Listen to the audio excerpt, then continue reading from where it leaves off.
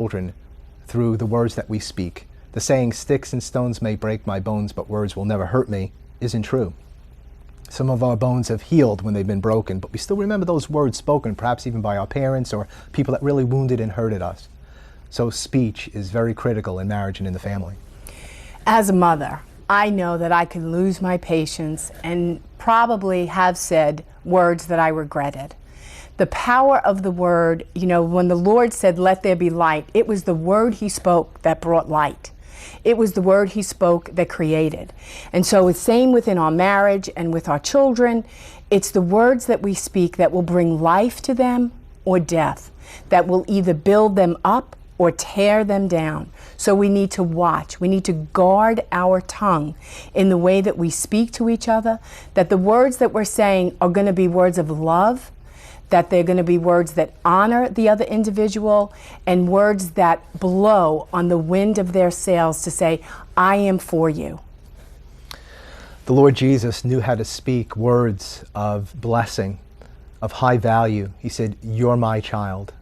You're my son. You're my daughter. You are the bride of Christ." Let's choose our words wisely and let them be words that build up and that bless and do not tear down.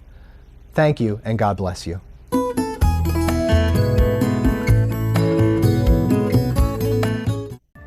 I'm Tracy Sable. Tonight on EWTN News Nightly, the latest on the supply chain bottleneck with concerns mounting about the holiday season. Plus, a former pope moves closer to sainthood after Pope Francis recognizes a miracle attributed to John Paul I. Join us for news from a Catholic perspective. Tonight on EWTN Live, Michael O'Neill reveals how the inspiring stories of American saints can enrich the faith and lives of American Catholics today on the next EWTN Live. Have you ever wondered how you can get the word out about EWTN? All you've got to do is spread your wings. It's easy. When you get yours, send it to all your friends, and they can send it to their friends. And pretty soon, we're covering the whole world with the good news about EWTN. Wings is the weekly newsletter that's packed with program info, features, and updates of all that's going on at the Global Catholic Network. Not a subscriber? To sign up is easy. Just go to EWTN.com/wings. Fill out your name and email address, and you'll start getting your wings every week. Then, just click the link and you can join the rest of us covering the whole world with the good news about EWTN. Wings, the weekly newsletter from EWTN, the Global Catholic Network.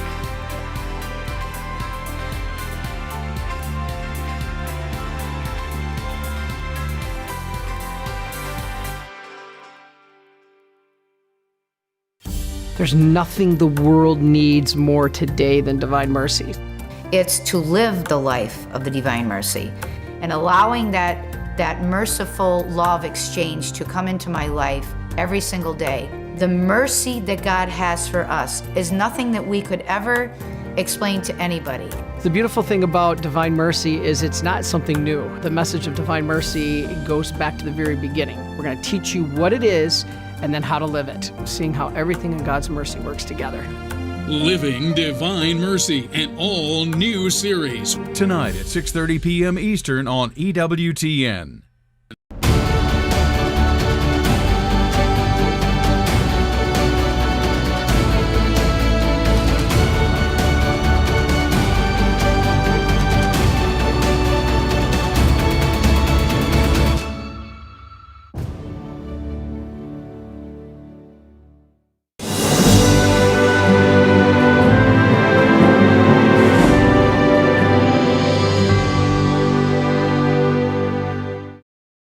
EWTN. Live truth.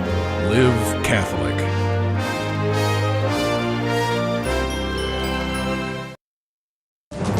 Supply chain problems. How the White House is getting involved to keep store shelves stocked. Commitment to Israel. U.S. lawmakers seek security in the Middle East.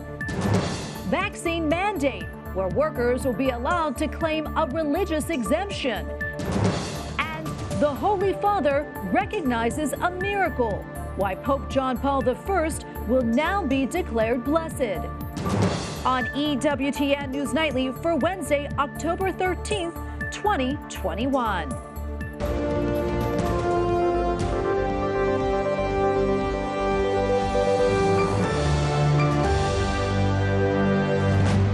Thank you so much for being with us tonight. I'm Tracy Sable. The White House is trying to help relieve bottlenecks that are hurting stores and costing consumers. Businesses are having trouble shipping supplies through clogged ports.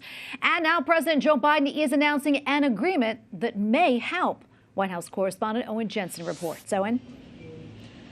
Tracy, good evening to you. President Biden spoke from the White House earlier this afternoon.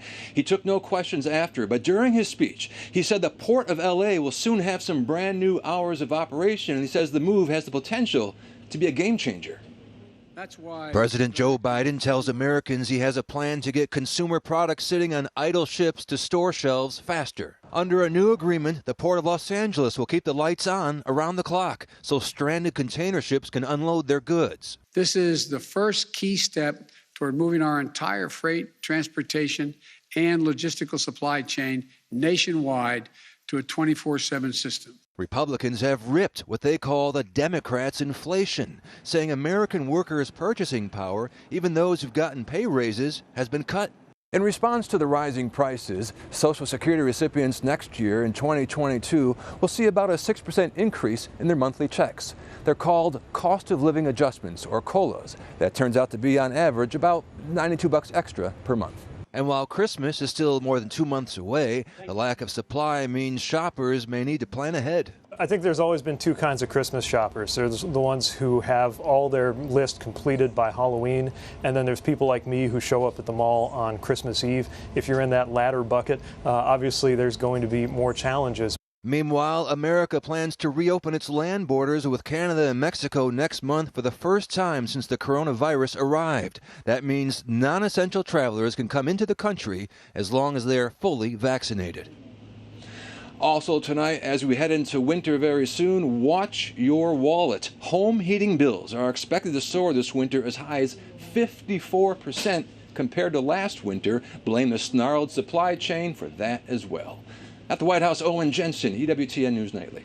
Well, infighting between progressive and moderate Democrats on Capitol Hill isn't just about economic issues. The hard feelings extend to foreign policy, such as the funding for the defense of Israel and its missile defense system known as the Iron Dome. Capitol Hill correspondent Eric Rosales reports. The tension between Democrats boils down to giving Israel $1 billion, contribution to help fund the Iron Dome. Several progressives have objected because of Israel's conduct toward Palestinians. I firmly believe our country must oppose selling weapons to anyone, anywhere, without human rights law compliance. The Israeli government is an apartheid regime. Not my words, the words of Human Rights Watch. That caused other Democrats to speak out. I cannot allow one of my colleagues to stand on the floor of the House of Representatives and label the Jewish Democratic State of Israel an apartheid state. I reject it. Iron Dome funding was stripped out of the government funding bill. It passed the House as a standalone measure. Supporters say the Iron Dome brings peace in the region. This is a cheap buy, and it's a massive humanitarian benefit. James Carafano is an expert in national security and foreign policy. He tells me funding is essential because it prevents civilian casualties in the region. He says it's been a bipartisan issue in the past, but not now. It's a wing that's anti-Semitic. It's anti-Israeli, it's pro-Islamist, it's anti-democracy, and it is like a black hole in the Democratic Party with gravity that's just trying to suck the party in its direction. Wisconsin Senator Ron Johnson tells me with the U.S. out of Afghanistan, Israel is now more vulnerable. That's what happens under Democrat leadership. America becomes weaker. That emboldens our enemies. It makes them more aggressive, and they'll become more aggressive toward Israel. So at a minimum, we need to help Israel defend itself. The Iron Dome goes a long way toward doing that. Republican Senator Rand Paul recently blocked a vote on the bill because some of the money earmarked for Afghanistan would wind up in the hands of the Taliban. It may be a while before the bill makes it back to the Senate floor. At the Capitol, Eric Rosales, EWTN News Nightly. And joining me now is Christopher Bedford, senior editor at the Federalist. Chris, welcome back. Great to see you as always. As we just heard from Eric Rosales, there is infighting among Democrats when it comes to Israel's Iron Dome. But of course, that's not the only thing. Can you talk to us about how these divisions are impacting the Democrat Party and the Biden administration's ability to implement its agenda? It's been interesting to see this fighting going on with the Democrats. It's something that we've associated over the last decade or so much more with the Republican Party having a conservative wing fighting against maybe a more moderate or more liberal wing of the GOP. Here we have something different actually going on, where you've got a hard left wing of the Democratic Party, which are causing some confusion. But generally, so far, both Speaker Pelosi and President Joe Biden have been on their side, almost as if John Boehner and Donald Trump were on the side of the Freedom Caucus. Now, that doesn't extend to every single one of these issues. For example, an Iron Dome, which has generally been a bipartisan thing, it's a completely defensive weapon. That's someplace where they're having a lot of disagreements, a lot more fighting going on. It seems like somebody maybe should explain to the members of the squad and their allies the Iron Dome is a defensive weapon and not an offensive weapon. And I'm totally open to any member of the United States Congress or the Senate saying, why are we sending $1 billion or more to any other country outside the United States with our deficit problems? That's an open debate to have. The problem that we're seeing right here is a lot of these members have actually said openly anti-Semitic things. So if there's anyone to be a messenger on these kind of questions, it really isn't them. They're not considered in good faith. Yeah, Chris, I want to turn to something else right now, to the governor's race in Virginia. And it seems one of the big issues shaping that race is education. Let's talk more about that and how that's factoring into what's become a very close race there. The last few weeks have been it's almost as if the Republican candidate Glenn Youngkin had written everything that Terry McAuliffe, his opponent, had been saying. Whether he was shutting down a black anchor who was telling him that she was asking him questions about critical race theory in schools, and he was lecturing her on what that was, or whether it was during the debate when Terry McAuliffe said parents shouldn't be telling children teachers how to teach their children. They don't have any right or any place to do that. To say those things out loud is pretty surprising. You've seen some real pullback from Terry McAuliffe from some of his more extreme positions over that. For example, this week, he purged his website of all of its pro-abortion, extremely pro-abortion language, replaced it with some mealy-mouthed slogans about standing with women. These show you that those numbers are very close. But Virginia is a complicated place to watch. Whenever we think the race is going to be close, Republicans get blown out. And whenever we think the Republicans are being blown out, the race ends up very, very close. Yeah, and I'm going to stay with Virginia here and education. A story that's really getting a lot of attention right now is about a Loudoun County father who attended a school board meeting a few months ago in which he ended up in handcuffs. Now, many of us saw those images, but it turns out that there was much more to that story. Let's talk a little bit more about that. That's an extremely sad story, and this is something that is completely nonpartisan issue. What parents are upset about what's going on in their schools. In this case, it was a young man who identifies as a woman raping viciously allegedly raping this man's daughter in a bathroom. Because of that, this was during the transgender bathroom fights. The school just quietly transferred that student to another school where another sexual assault against a young woman in the bathroom took place, or at least allegedly.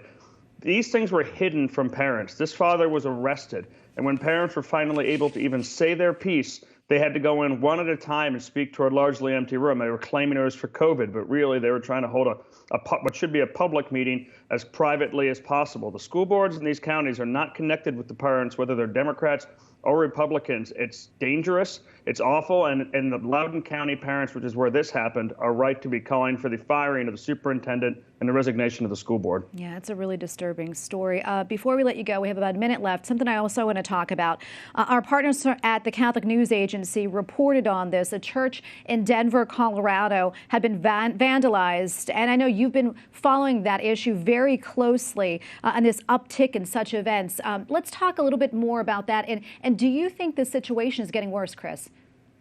Yes, it's gotten worse. The number of attacks on churches over the last 5 years have gone from a few with maybe goths or punk rockers or wannabe Satanists to extremely rampant. The evil that has been unleashed in this country and that is being even promoted in the halls of power, the attacks on Christianity, as if that's completely normal and completely okay to do, are seen every day. And with that, we've seen not just the kind of normal vandalism, maybe high schoolers spraying a fire extinguisher so they don't have to go to school, but satanic attacks, attacks on Christ, attacks on the host, attacks on statues of Queen Mary. It's been very sad and traumatic for Christians who are already at risk of losing their jobs for standing by their beliefs to not even have a sanctuary in their own churches. Yeah, it really is heartbreaking. Chris, thank you so much for coming on. I always appreciate your time. Christopher Bedford, senior editor at The Federalist. Thanks again. Well, the Supreme Court heard arguments yesterday whether Kentucky's Attorney General may appeal and defend a pro-life law, which a federal appeals court struck down last year. The governor ended further appeals, but David Cameron seeks to pursue unresolved legal issues in the case. New York State healthcare workers have won more time for religious exemption from required COVID-19 shots. A federal judge has upheld an injunction while a lawsuit proceeds that challenges vaccine links to fetal stem cells. New York Governor Kathy Hochul, a Catholic, vows to win the mandate enforcement. 3 seminarians in Nigeria were abducted earlier this week following an attack on their seminary. 6 others were injured in the strike. Church leaders are praying to Our Lady of the Rosary and St. Wilfrid for the safe return of the kidnapped students. And for more on this story, including a look at other recent kidnappings involving the faithful in Nigeria, visit our partners at CatholicNewsAgency.com. Catholics in Brazil honor a beloved national symbol and their patronal feast day on Tuesday.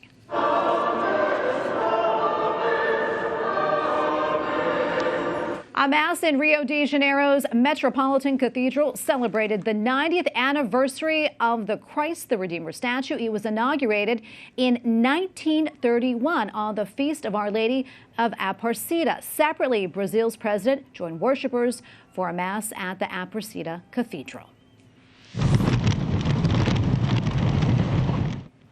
Typhoon Kompasu has closed Hong Kong. It is the second strong storm in a week to hit that city, bringing a heavy tidal surge with high winds and rain. Earlier, the Philippines Coast Guard rescued victims from flash floods. The storm triggered landslides that killed at least 11 people and left several missing. Coming up, a miracle years in the making. Pope Francis elevates one of his predecessors. And modern evangelization. The Holy Father speaks about welcoming people from other cultures and traditions. Hello, family. As the Delta variant of COVID-19 makes headlines every day, many of us are concerned about our own health and the health of our loved ones. We're also worried about the extreme polarization that is dividing our country and even creating dissension within our church. And most secular news sources only serve to deepen this division. It seems like the world is consumed by anger and anxiety. But as Catholics, we know that God listens to our every prayer, even when the world seems dark. At EWTN, our mission is to be a witness to the truths of our Catholic faith, a faith that strengthens and gives us courage in the midst of any problem. For EWTN to share this message of hope with the world, we need you. With your donations, you make a difference for millions of people worldwide as we're able to broadcast daily Mass, devotional programs, live shows, and news from a Catholic perspective, all reminding us that our hope is in Jesus Christ. May God bless you. EWTN is 100% viewer supported. Please make a gift today by going to EWTN.com/donate. You may also call us at 1-800-447-EWTN or send your donation to EWTN, 5817 Old Leeds Road, Irondale, Alabama, 35210.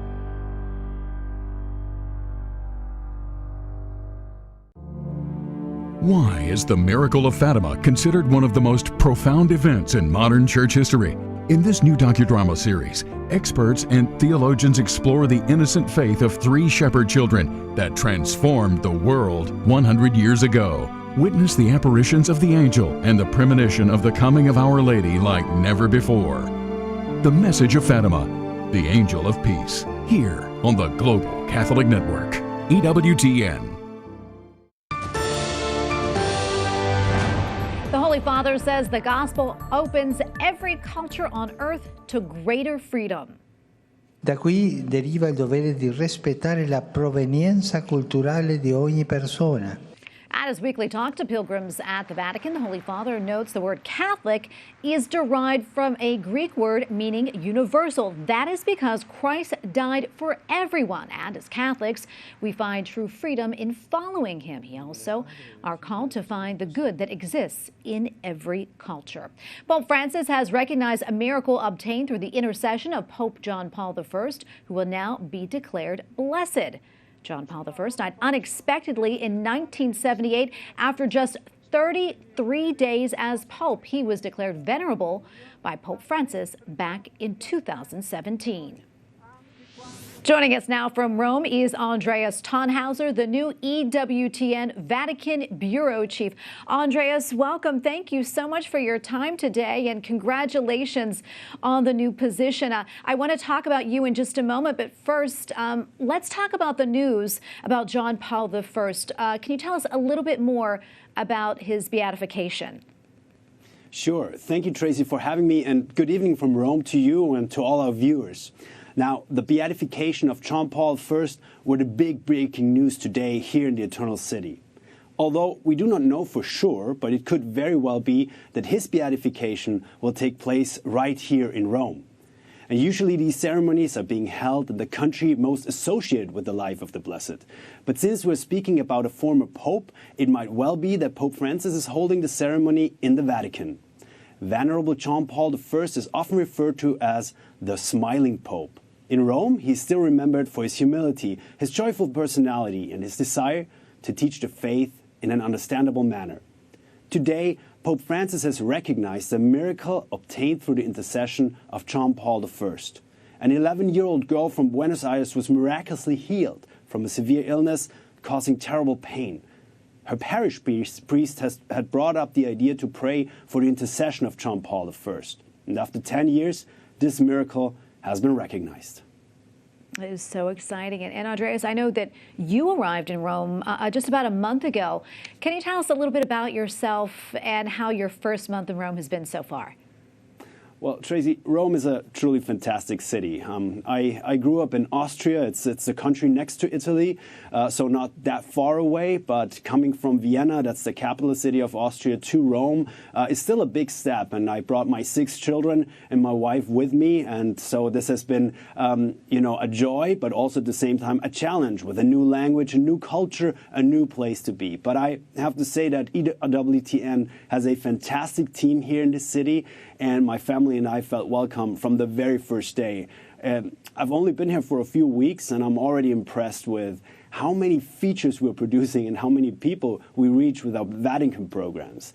I've had the chance to speak to some Vatican officials, cardinals, priests, lay people, as well from Rome, but also from outside of Rome, from all across the world. And one thing is already clear to me, it's that EWTN plays a very important role here in Rome and in the global life of the Church. We work very closely with the Church here and support Pope Francis in communicating Jesus' message to the ends of the earth. Yeah, and as you mentioned, the Vatican Bureau really is so important to our mission here at EWTN. What does the future look like for the office, and maybe what are some of your goals? So, as I said, Rome truly is the beating heart of the Church, and our office here plays a crucial role in amplifying what is being said here in Rome. We want to show the beauty of the Church, and we want to inform the faithful about the Holy See and what happens at the Vatican. I truly believe that the Vatican Bureau will be increasingly important, especially in our digital age. More and more faithful around the world want to receive first-hand information from the Pope and the Church. And we are providing this information 24/7. Oh, that is wonderful. And again, thank you so much for your time today, Andreas. Congratulations. And we are excited you are with us. Andreas Thonhauser, EWTN Vatican Bureau Chief. Thank you again and welcome. Up next, from the set of Star Trek to space, actor William Shatner gets a new view of the Earth. And spiritual discernment. Learn about the playbook for the spiritual life.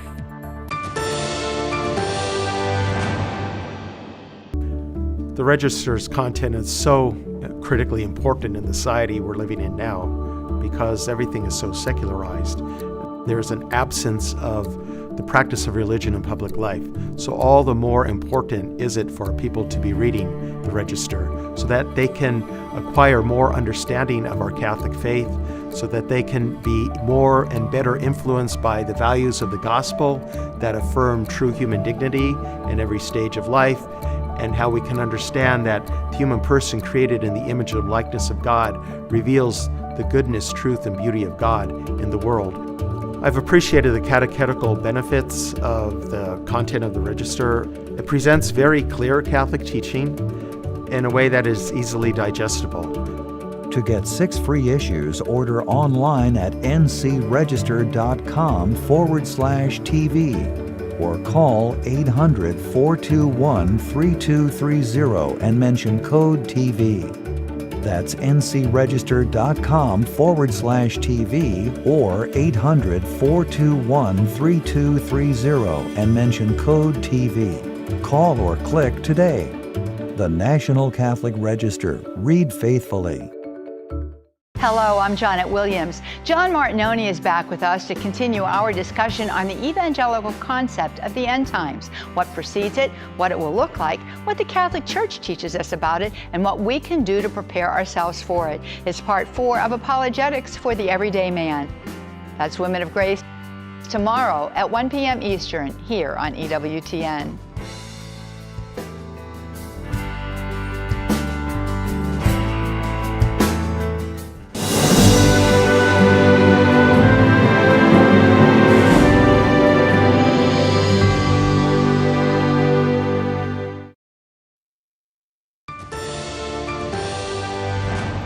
William Shatner joins a small but growing list of civilians who have gone on a spaceflight. The actor who portrayed Star Trek's fictional Captain Kirk flew aboard Jeff Bezos' Blue Origin rocket at age 90. Shatner is now the oldest person to reach space, surpassing 82-year-old aviation pioneer Mary Wallace Funk, who flew during Blue Origin's July debut. Well, staying out of this world, the James Webb Space Telescope is one step closer to heading to space. The telescope arrived in French Guiana Tuesday after a 16-day journey by boat. The 5,800-mile voyage started in California, went through the Panama Canal, and arrived to the port on the northeastern coast of South America. JWST is scheduled to launch in December and will be the world's largest and most powerful space science observatory. A new video series is sharing St. Ignatius of Loyola's rules of spiritual discernment as rules for life at any age. Out tomorrow, the playbook for the spiritual life features best-selling author of Ignatian Spirituality, Father Timothy Gallagher, and Catholic University of America football coach Mike Galatius as they team up to share timeless lessons learned about living out the Catholic faith. And joining us now is Kristen Fisher, Director of Content for Set Us Ablaze, which produced the 10-part series. Kristen, thank you so much for joining us. Thank you so much for having us. I'm delighted to be here. We're so glad you can be here with us. Tell us a little bit more about this series, which was created for teens and young adults looking for guidance in their daily lives. Yeah, so we've noticed that as a church, we do an okay job of helping teens to encounter the Lord. It's much harder to help them respond to the Lord and to live out that response. And so this series was actually Father Gallagher's idea. It's been on his heart for many, many years, but he wanted to take the rules that he has seen change lives so substantially over the years and make them more accessible to young people. And so we teamed up to make that happen. But in the process, we realized this really is making the rules more accessible to everyone, right? Everyone can learn from Ignatius. So we're really thrilled to finally see it come out. That's wonderful. How do you hope they're going to grow spiritually from this? I think that the rules lay a foundation so that we can better recognize how the Lord operates, how he speaks to us, and also how the enemy operates and how he speaks to us. It gets rid of some of the confusion. It allows us to really become aware and understand what's going on in our spiritual life and the ups and the downs so that we can appropriately take action, so that we can follow Jesus consistently. Yeah, I want to talk about these incredible hosts you have for the program. Yeah. Tell us a little bit more about them for those who may not be familiar and how they complement each other, and also the different perspectives that they bring to the table. Yeah, so Father Father Gallagher, I'm sure many of your viewers know, is sort of the Ignatian expert in the English-speaking world. So he was kind of a no-brainer. And again, this series was his idea. So he was already part of the series, from the start. But as we discerned how we would make this more accessible, I wrote the scripts for it, and so I decided to use metaphors from sports, to something that's probably a little more familiar to the average young person or just person in general. And so then we were discerning, okay, who is very faithful, who loves the Lord and is actively living their Catholic faith, but can speak with authority and with passion in the realm of sports. And so as Providence would have it, Coach Mike Catilius is actually a friend of mine from my parish, and so it seemed kind of like a no-brainer, and we asked him, and he prayed about it, and he said, yes, I would love to be part of this project. That's wonderful. Yeah. That's wonderful. And I also want you, if you don't mind, to talk a little bit about St. Ignatius' rule of discernment and how it can serve as a playbook for, spiritual life. I think that too often we feel like we have to figure out what it looks like to be a disciple on our own, right? And we try to kind of white knuckle our way into being faithful or to growing in holiness. And the reality is that in the Catholic Church, we have this vast wealth of all who've come before us, right, in the communion of saints and in the tradition and the sacraments. And so these rules from St. Ignatius were being lived out far earlier than Ignatius. He just wrote them down in a really succinct way so that we could then benefit from them. So I think it frees us to take the pressure off ourselves to figure out what does it mean to follow Jesus, to figure out what that has to look like, and to really be able to spend our energy following Jesus and not figuring out, gosh, which voice is his. Yeah, and can you tell us maybe a little bit more about the series before I let you go? Anything else you want our viewers to know about? Yeah, so again, we made it with high schoolers and young adults in mind, but in anyone who beta reviewed it or just kind of took a peek at it for us, they said, gosh, I would really love to do this with my mom's group or with our Knights of Columbus group or our Bible study. We really discovered that the Lord might have far bigger plans for it than we even realized, that this is really Ignatius's rules in all of their integrity, with all of their power, but in a way that is accessible and relatable to anyone who wants to follow Jesus, no matter their age. Yeah, and that's so important to make it relatable, and you really did that with this. For those that want to find more information about it, how can they do so? So we have a new video platform. It's setusablaze.tv, all one word, setusablaze.tv. Okay, great, Kristen. Thank you so much for your time for doing this. It's wonderful. Thanks for having me. Absolutely. Thank you. And we thank you for joining us tonight. For the entire EWTN News Nightly team, I'm Tracy Sable. Good night and God bless.